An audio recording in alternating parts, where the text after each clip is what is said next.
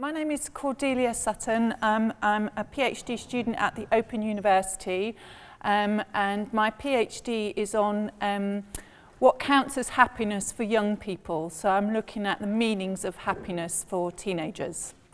Hi everyone, my name is Michela Insenga. I'm a PhD student and teaching assistant at Edge Hill University, and my PhD, my work focused on how to attract more women in science and specifically in engineering. So I'm in educational psychology, looking at stereotypes in teaching, stereotypes and biases in teaching. So aims of our presentation today, we want to present our examination of some questions that arise from the pedagogy of methodological learning through our methods diary circle.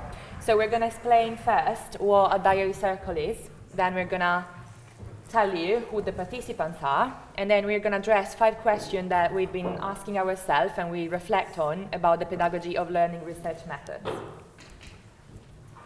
So the diary circle is part of a new ESRC NCRM project, and this is exploring how advanced or innovative social research methods are taught and learnt. So we, the participants, we are learning and using research methods, and we basically contribute to an online blog. And we're documenting, recording, reflecting on our research methods learning over a 30-month period. So this started in October last year, so we're still fairly early on in the process. We blog on anything that we feel is connected to learning and using research methods, and this is very varied. We've only met face-to-face once at the launch of the Diary Circle in October. So these diary entries, they're sometimes individual reflections. Sometimes we pose questions for other diary members to consider, and frequently the posts or the questions prompt reflection from others. The contributions vary in length from a few lines to a couple of pages long, and they also vary in frequency. So the participants, who are we? Obviously me and Cordelia are 2 of the participants, and we are 8 doctoral students or early career researchers from a variety of universities across the UK. Some of us are international students or researchers, some others come from the UK. We range from the beginning of our doctoral studies. A couple of us are actually doing their masters, and some others are near completion of their PhD or doing research on their own. And we all volunteered to be part of the diary circle after our call for participants. So we're all volunteering. So one of the first questions when we looked at what we were actually saying about research methods, and just to give you a little bit of an idea, these are from 34 diary entries from the 8 participants.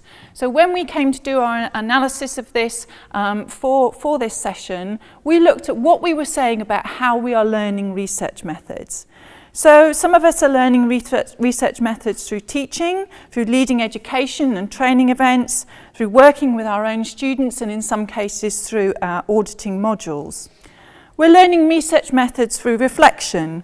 We're reflecting on the use of research methods both inside and outside of academia.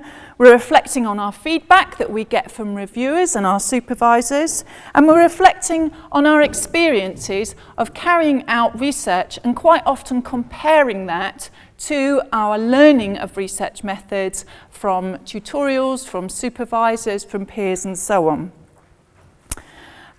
We can be learning through being taught, through reading textbooks, going online, research methods books and journals. So here is an excerpt from Harmas's blog contribution, and in this case he was a visiting scholar at an American university. So he's talking about learning from other research students. The university had a pool of research students, many students who had above aptitude in statistics and other research methods, that were charged with offering a few hours paid to help any student, including staff of the university, with methodology issues. They said that consultant students, what a fancy name, were able to relate and communicate at the same wavelength with those students that sought help.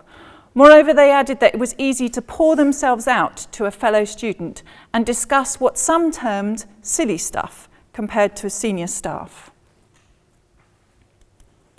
We're also learning research methods through the PhD process. So often the PhD process comes with an awareness and an associated fear of lack of knowledge and practice in doing research methods. So here we've got a quote from Chloe of her first supervision meeting. We discussed my academic needs and any gaps in my knowledge or training that I should address. We learn through writing and presenting, so this can obviously be through things like work in progress seminars, writing articles, writing for your supervisors. We learn through talking and listening, and this is with a variety of people. This is with experts, this is with peers, this is with our supervisors, this is anybody that we can communicate with, who we can have a discussion with about research methods. And we learn through practical experience. Here, James is actually reflecting on what the differences are between learning about and learning how of research methods. So he says, in my experience, the research methods MSc consists a lot of learning about research methods, but the learning how to use research methods clearly doesn't come from a textbook.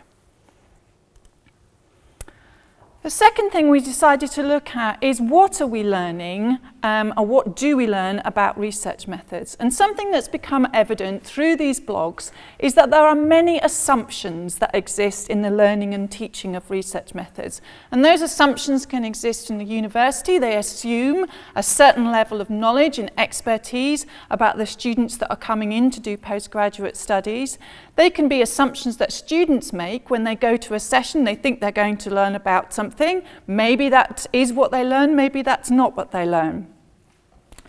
Also became apparent, and this is maybe reflected in the previous talk that we heard just before the break, data analysis tools and research methods are changing in the post-digital world, and we need new methods and analysis and tools for this. We find that institutions and university departments tend to focus on a set of methods, and these are often quantitative. And it was very common amongst our blogs, and it is common amongst our blogs, that good qualitative methods training are often sidelined at undergraduate master's level, and that PhD students are entering this period of study with little knowledge and practical experience of qualitative methods. So participating in the diary circle, albeit in its early stages, has enabled us as contributors to learn through experience a new method. We're engaging in evaluation and reflection. We find also that we develop quite early on in our studies, even as undergraduates, epistemological identities in our learning of research methods. And as we progress through our learning, these identities can come into conflict. As I've already hinted at, real-life experiences of learning or practicing a method is invaluable and is not always as expected from previous reading or teaching. People like Michela and Hamish and James from the Diary Circle are postgraduate level learners of research methods, but they are often simultaneously teachers of undergraduate learners of research methods. So the next question is, who is teaching me research methods? So obviously, a key role is covered by the research supervisors. Basically, it's combined with the relevant literature, textbooks and journal articles on research methods. I'm quoting myself there when I was starting the process of my PhD, and I wrote, my starting point, as have been suggested by my supervisors, is a book called The Foundation of Social Research, which is written by Michael Crotty. At that point, I was on page 3, and I'm quite enjoying it. So I'm at the beginning of my journey, getting my head around understanding new research methods and methodologies and the difference between these two. Because back then, I wasn't even aware there was a difference between the words methods and methodologies. I will keep you posted to see what's going on. Another key role is covered by peer learning, so apparently people seem to learn the most when they talk to each other and to people who are at similar stages in their research process. Also, people who are teaching undergrads, or in general, people who are conducting research with participants, like interviews and stuff, they seem to learn quite a lot from their students or their participants. Another way of learning, obviously, coming back to the digital era, is learning through internet and social media.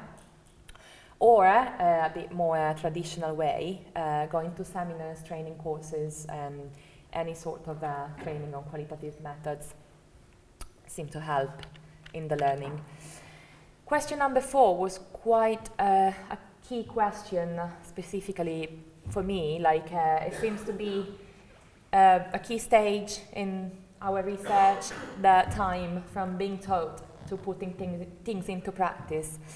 In fact, continuing from James' quote, learning about or learning how doing things, he says, the same thing happened when I did my dissertation. I had read a lot about textbooks and written a lot about interviews, but it was only as I was sitting on a train and making my way to my first interviewee's house, mentally preparing myself, that interviewing actually became a thing, which I did.